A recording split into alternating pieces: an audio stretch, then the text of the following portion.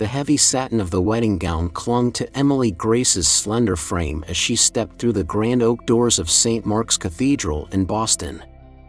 The early October sun filtered through the stained glass, casting warm hues across the aisle, but there was no warmth in her heart.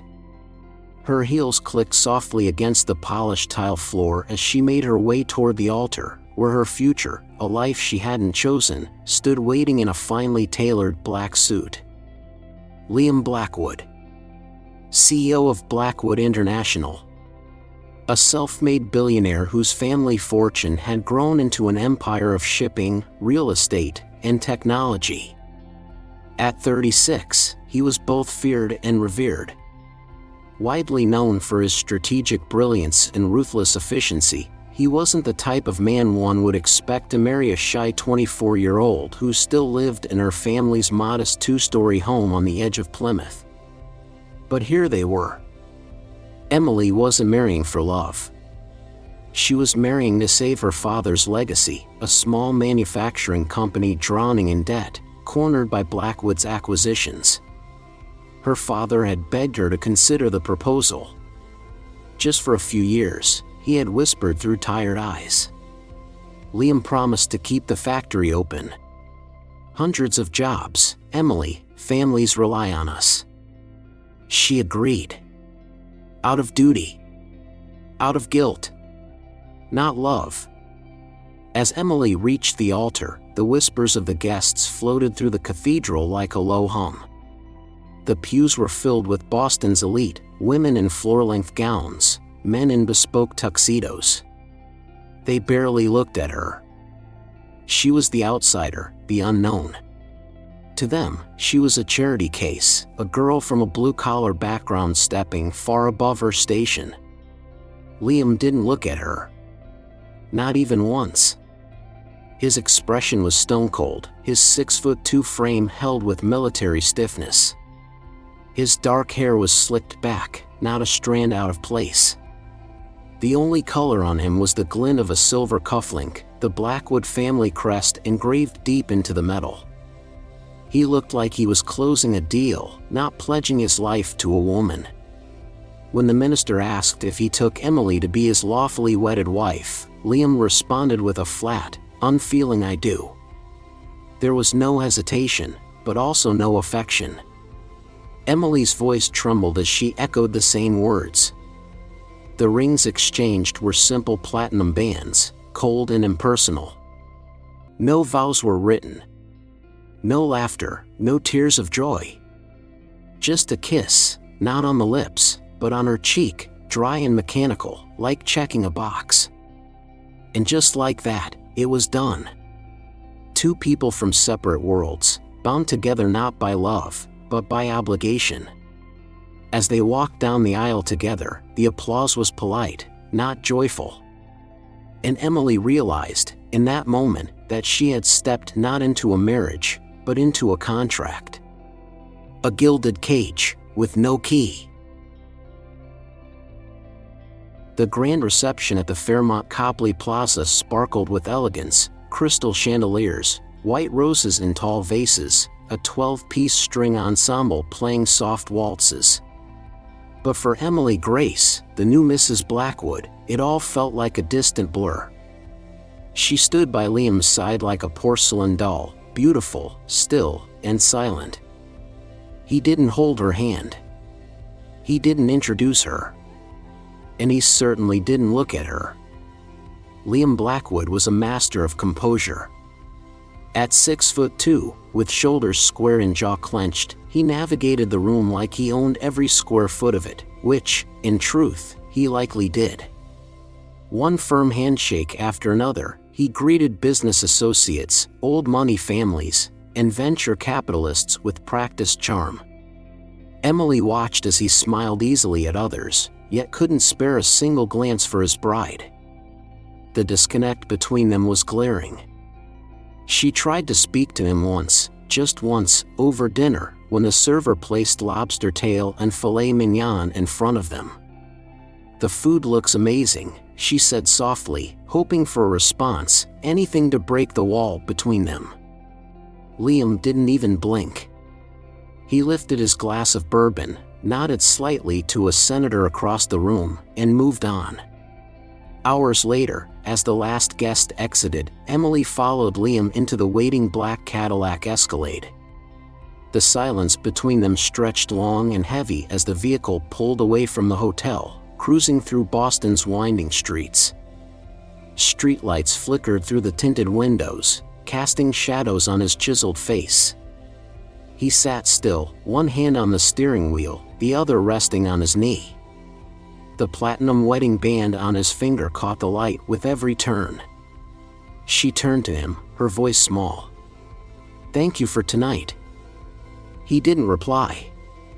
When they arrived at the penthouse, a sleek, glass-walled residence 45 stories above the city, Liam led her through the marbled entryway with the efficiency of a tour guide. The air smelled of leather and pinewood, everything in its place, untouched. Not a photo on the walls, not a single sign of a lived-in home. Just design and function. Liam paused outside a door and spoke for the first time since they'd left the reception. "Your room is the second door on the left." Just that. No eye contact. No warmth. No question of whether she needed anything. Emily stood frozen in the silence, the weight of her new reality crashing down like a wave. She wasn't a wife. She was a resident guest in a stranger's home. She gathered her voice. "That's it?" He turned slightly, his gaze finally meeting hers, dark, calculating, unreadable. A faint, icy smirk tugged at the corner of his mouth. "What did you expect?" he asked, voice low and edged with something sharp. She swallowed the lump in her throat. "Nothing," she lied. He nodded once and walked away, disappearing down the hall. And just like that, Emily realized she wasn't just married to a stranger, she was married to a man made of stone. Cold, controlled, and utterly unreachable. Emily closed the door to her assigned bedroom with a soft click. The silence in the Blackwood penthouse was immense, almost reverent. The room was beautifully appointed with a California king bed, mahogany furnishings, and ivory linens that looked untouched. But it felt more like a hotel suite than a home. A place meant to impress, not to comfort. She stood at the window for a long moment, gazing out at the city lights blinking across Boston's skyline. Somewhere down there were people laughing, falling in love, beginning lives filled with promise. Hers, however, had begun with a contract and a vow she hadn't chosen. Emily undid the clasp of her wedding gown, letting it fall in a whisper to the carpeted floor.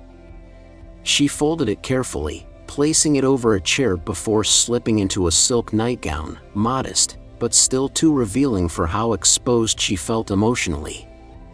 She slid under the covers, the sheets cool against her skin. She expected the night to end quietly, with her alone in this unfamiliar room, falling asleep to the hum of the city below. But then the doorknob turned. Her breath caught. The door creaked open. Liam stood in the doorway, no jacket, his tie loose, the top buttons of his shirt undone. He looked different than he had at the altar or during the reception. Less like the untouchable executive and more like a man at war with himself. He didn't say a word as he entered. Just walked slowly toward the bed, his footsteps soft but firm against the hardwood floor. Emily sat up, her back straight, heart pounding.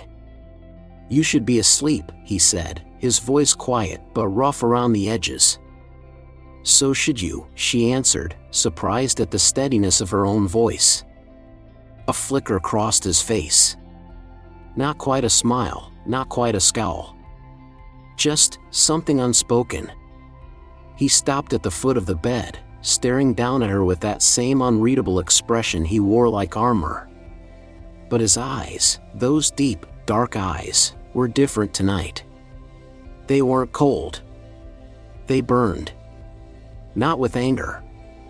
With intensity. With possession. Emily's mouth went dry.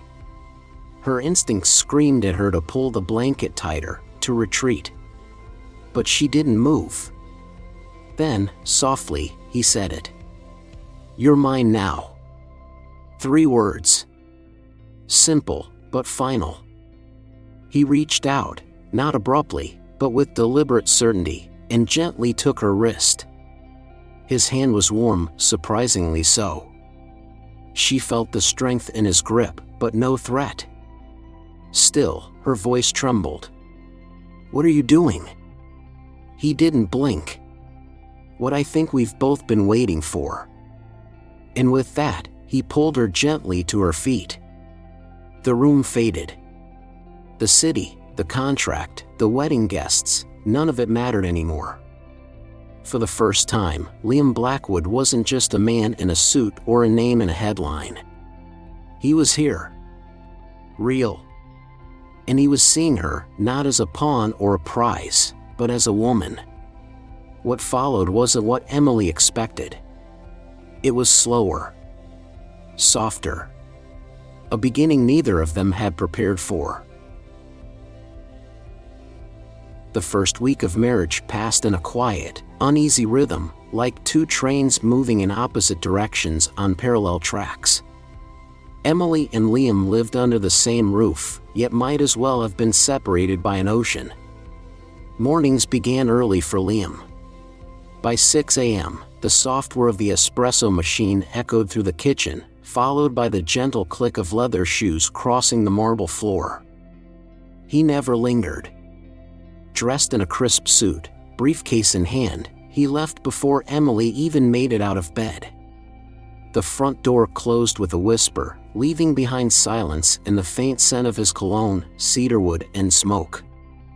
Emily wandered the vast penthouse like a guest in a stranger's home. At 4,500 square feet, the space was sleek and modern, all clean lines and cool tones. Floor-to-ceiling windows overlooked the Charles River, but no sunlight could warm the emotional frost that blanketed the place. They rarely spoke. At night, Liam returned sometime after 8, always with the same formality. He hung his coat on the rack by the door, loosened his tie, and poured himself 2 fingers of bourbon. Sometimes he'd ask, "Did you eat, or everything all right?" But his tone was polite, not personal. His words were placeholders, not conversation. Emily, unsure of her place, filled her days with small rituals. She cooked dinner, even though he seldom ate with her. She arranged fresh flowers in the entryway. She started keeping a journal, not to document romance, but to untangle the confusion building inside her. They had separate bedrooms. It hadn't been a mutual decision, it had been his. "You'll sleep better with space," he'd said that first night. And perhaps she had. But as the days passed, the physical distance became a symbol of everything else left unsaid between them. There was no hostility. No cruel words. Just vacancy. Like Liam had checked out emotionally before they'd even begun. But sometimes, just sometimes, there were cracks in his armor. One evening, Emily burned her hand while draining pasta. The pot slipped, and boiling water splashed across her wrist. The pain was sharp, and she let out a cry. Liam, who had just returned home, rushed to her side without hesitation. His hands were steady as he ran cool water over her burn, dabbing it gently with a clean towel. "You need to be more careful," he murmured, brows furrowed. It was the first time his voice carried more than indifference. Concern. Worry. For a moment, she saw something human in him, something tender. But just as quickly, the mask returned. He stepped back, cleared his throat, and said nothing more. That night, Emily sat on the edge of her bed, looking at the faint bandage on her wrist. A strange ache settled in her chest. They weren't enemies. But they weren't partners, either. They were something else, two souls circling each other in a beautiful, sterile world, pretending not to feel the tension hanging in the air like dust and sunlight. And so, the days went on, polite, distant, and painfully quiet. The first real shift came on a rainy Thursday afternoon. Emily had been feeling unwell all morning, nausea, chills, and a headache that pulsed behind her eyes like a drum. She thought she could sleep it off, but by mid-afternoon, her fever had climbed to 102 degrees Fahrenheit. The cold marble floors of the penthouse suddenly felt unbearable beneath her bare feet. She barely made it back to bed before collapsing under the weight of her own body. She didn't expect Liam to come home early. But at 4:45 p.m., the elevator doors opened with a chime, and his footsteps echoed across the hardwood floor. He'd planned to meet with investors, but something, intuition, maybe, had made him cut the day short. He found her curled up on the bed, pale, sweating, and shivering. "Emily," he said, kneeling beside her. His voice was low, but tight with concern. She stirred, eyes fluttering open. "I think I'm just tired," she murmured. But Liam didn't accept that. He touched her forehead, warm, too warm. Without a word, he retrieved a thermometer, Tylenol, and a cool compress from the master bathroom. He pulled the blankets gently around her, adjusted the pillows behind her back, and sat by her side for over an hour, watching her closely. It was the first time he had stayed still beside her. Emily drifted in and out of sleep, vaguely aware of his presence. Once, she opened her eyes and found him holding her hand, not absent-mindedly, but intentionally. His thumb traced small circles against her skin, as if to reassure her, and perhaps himself, that she was still there. By evening, her fever began to drop. She awoke to the sound of quiet classical music playing from the speakers and the faint aroma of chicken broth. Liam had called their chef to prepare something gentle. He didn't ask if she was hungry. He simply brought the bowl in, placed it on a tray, and waited patiently while she took slow, tentative sips. "Thank you," she whispered, surprised by the tenderness in him. He didn't look at her right away. He just nodded, cleared his throat, and said, "You don't need to thank me. You're my wife." The way he said it, it wasn't possessive, like before. It was something else. A quiet acknowledgement. A shift from duty to something more personal. That night, he didn't return to his room. He stayed in the armchair near her bed, dozing lightly with a blanket draped over his shoulders. Emily watched him through half-lidded eyes, realizing for the first time that maybe, just maybe, he wasn't made entirely of stone. Maybe he was learning how to care. From that day forward, something began to soften in Liam. It wasn't dramatic. He didn't suddenly become affectionate or poetic. But the small things changed. He lingered longer in conversation, asked questions about her day, even left handwritten notes when he left early for meetings. They were no longer strangers in a contract. They were two people, one beginning to open, the other daring to hope. The night of the charity gala at the Boston Public Library marked a turning point neither of them saw coming. Emily had worn a navy blue gown, simple, elegant, with a hint of shimmer under the chandelier light. Liam, as always, was polished and poised, commanding every room he stepped into with that quiet, unshakable presence. They arrived together, but as expected, Liam was quickly pulled into conversations with donors, city officials, and board members. Emily wandered alone among the exhibits and hors d'oeuvres, smiling politely, answering questions with practiced ease. But she couldn't shake the feeling of being on display. She was no longer the invisible bride. Now, she was the wife of Liam Blackwood, and that came with its own spotlight. That's when it happened. She'd stepped away to check a text from her sister when a man, well-dressed but clearly drunk, approached her. At first, he complimented her dress. Then his comments turned personal, his tone uncomfortably familiar. "I can see why Liam kept you hidden," he slurred, reaching to touch her arm. "But you don't have to be shy with me, sweetheart." Emily stepped back, heart pounding, her voice firm. "Please don't touch me." Before the man could respond, a voice cut through the air, sharp, low, and unmistakably cold. She said no. Liam was suddenly there, his expression unreadable, but his eyes burned with fury. He stepped between them, towering over the man, whose drunken bravado quickly withered. "Apologize," Liam said, his voice deadly calm. The man mumbled something and backed away. Liam turned to Emily. "Are you all right?" She nodded, barely able to breathe. They left early. The drive home was silent until the penthouse doors shut behind them. Then it exploded. "Why didn't you stay near me?" Liam asked, pacing the living room.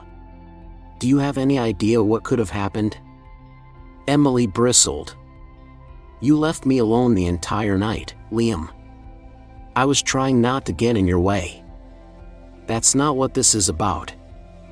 "Isn't it?" she shot back. "You treat me like a decorative piece, then act like I'm yours to protect when it suits you." His jaw clenched. "Because you are mine." The words echoed in the room. Emily stared at him, chest heaving. "You can't have it both ways. You can't shut me out and then pretend to care when someone else crosses the line." Silence fell. Heavy. Loaded. Then Liam's voice dropped, almost a whisper. "I care all the time. That's the problem." She blinked, stunned. His expression was raw, more vulnerable than she'd ever seen. "I didn't want to feel anything for you," he continued. "This marriage wasn't supposed to be real. But it is now. You're not just my wife by name, Emily. You're the only person who's ever made me feel anything worth holding on to." For a moment, neither of them moved. Then, slowly, Emily stepped toward him. "So what now?" she asked. He met her gaze, softer this time. "Now, we stop pretending." After the gala, everything shifted. It didn't happen all at once, there was no grand declaration or sweeping romantic gesture.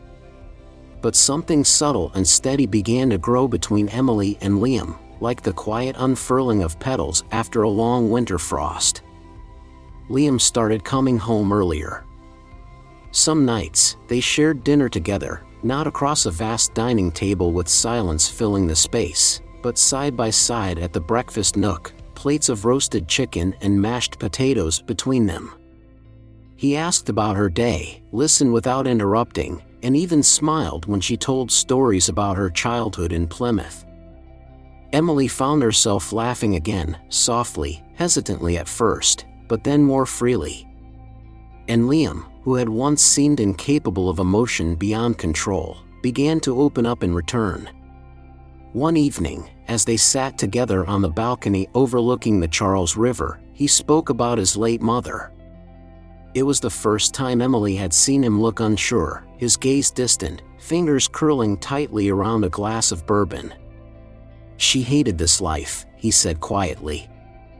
Money, press, the boardroom games. She just wanted a simple home. A garden. A quiet Sunday morning. Emily didn't speak. She simply placed her hand over his. He didn't pull away. From then on, gestures replaced distance. Liam would leave handwritten notes on her pillow, short, dryly humorous, sometimes thoughtful. Meeting ran long. "Save me a slice of that apple pie." Or, "The way you roll your eyes at my ties?" Noted. "I'll burn the paisley." He even started helping her with small things around the penthouse, changing a light bulb, fixing a jammed drawer. It wasn't about the tasks. It was about being present. Their physical connection deepened, too, but it was different now. No longer steeped in tension or duty. When he touched her, it was with tenderness. When she kissed him, it wasn't to prove anything, it was because she wanted to. And for the first time, Emily felt something she hadn't since their wedding day, wanted. Not as a business asset. Not as a bargaining chip. But as herself. They spent quiet Sunday mornings reading side by side. Liam brewed coffee strong and dark, just the way she liked. Emily started painting again, something she hadn't done since college, and Liam hung her first finished piece above the fireplace without saying a word. One evening, while they sat watching an old black and white film, Liam took her hand in his and said, "I never thought love would look like this." Emily turned to him, surprised. He gave her a small smile, eyes sincere. "But I'm glad it does." She leaned into him, resting her head on his shoulder. Love didn't arrive like thunder. It crept in, steady and quiet, through shared meals, soft words, and long silences that didn't need filling. And as autumn gave way to winter, Emily realized she no longer felt like a stranger in Liam's world. She felt like she belonged. By the time the first snow blanketed the Boston skyline, Emily and Liam's marriage no longer resembled the arrangement they had once signed in silence. What began as a contract, cold, calculated, and born from necessity, had transformed into something deeply personal, almost sacred. It hadn't been quick or easy. But it had been real. Day by day, they had chipped away at walls neither of them realized they'd built so high. One quiet evening in December, they stood together by the living room fireplace. A fire crackled softly, and the scent of pine from the fresh-cut tree filled the air. Emily was hanging ornaments, many of them handmade from her childhood. Liam, in rolled-up sleeves, handed her hooks and offered subtle commentary. "This one's crooked," he said, holding up a glitter-covered star. "That's because I made it when I was 8, she laughed. He examined it for a moment, then gently placed it near the top. "Still the best one we've got." Moments like this had become their new normal. Shared breakfasts. Inside jokes. Comfortable silence. But more than anything, there was a quiet certainty between them, an understanding that no legal document could ever define what they'd built. That night, as they stood in the soft glow of the Christmas lights, Liam reached into his coat pocket and pulled out a small, velvet box. Emily blinked. "We're already married," she said, smiling. "I know," he replied. "But this time, I want to do it right." Inside the box was a new ring. Not platinum, not flashy, just a simple gold band with a single sapphire, the color of her eyes. He slipped it onto her finger slowly, deliberately, as if sealing a promise that had taken root months ago and finally blossomed. "No contracts. No conditions," he said. "Just you and me." Tears welled in Emily's eyes. She didn't need a grand speech. His presence, his growth, his quiet devotion, they had said everything. In the months that followed, Liam surprised everyone, especially himself. He stepped back from a few of his more aggressive ventures, allowing others to lead while he made space for a life beyond boardrooms and quarterly reports. They traveled, small trips at first. A weekend in Vermont. A drive up to Maine's rocky coast. Each place held its own memory, its own layer of discovery. Emily took her sketchbook wherever they went, and Liam, once allergic to downtime, began carrying a paperback novel in his coat pocket. Their marriage had started as a sentence handed down by circumstance. But now, It was a story they chose to write together. One filled with forgiveness, growth, laughter, and yes, love. Not the sweeping, cinematic kind, but the kind built over time, through burned dinners, late-night talks, and hands held through seasons of change. And as they stood hand in hand on New Year's Eve, watching fireworks burst over the harbor, Emily knew without question. She hadn't just married Liam Blackwood the billionaire. She had married Liam, the man. And she would choose him again. Every single time. At first glance, Emily and Liam's story may seem like a modern fairy tale turned sideways, a marriage built on a contract, not love. But beneath the surface lies something deeper, a journey of growth, vulnerability, and the unexpected power of second chances. One of the most profound lessons this story offers is that love doesn't always arrive in the form we expect. For many of us, especially in later chapters of life, we realize that the most meaningful relationships are often built not on fireworks, but on consistency, care, and a willingness to grow alongside another person. Liam, a man once closed off by power and pride, learns to soften. Emily, initially timid and unsure, finds strength in claiming her voice. Together, they show us that love, real, enduring love, requires patience, humility, and the courage to be truly seen. Another valuable message is that people are capable of change. We often hear the phrase, "People don't change," but this story reminds us otherwise. Growth is possible at any stage of life. Whether it's learning how to express emotion, letting go of past wounds, or choosing to show up with kindness each day, transformation doesn't require perfection, only intention. Perhaps most importantly, the story encourages us to let go of preconceived expectations about love, marriage, or how life should unfold. As we age, we realize that life rarely follows a straight path. But sometimes, the detours hold the greatest rewards. Emily and Liam didn't begin with love, but they arrived there. And not through chance, but through choice. For older adults who may have weathered the storms of long marriages, experienced loss, or started over later in life, this story offers a gentle reminder: it's never too late for connection, healing, or a new beginning. Whether romantic or otherwise, relationships flourish when nurtured with empathy and openness. In the end, this isn't just a story about a couple falling in love. It's about choosing love every day, especially when it's hard. And in that choice, there's hope, not just for the characters on the page, but for all of us.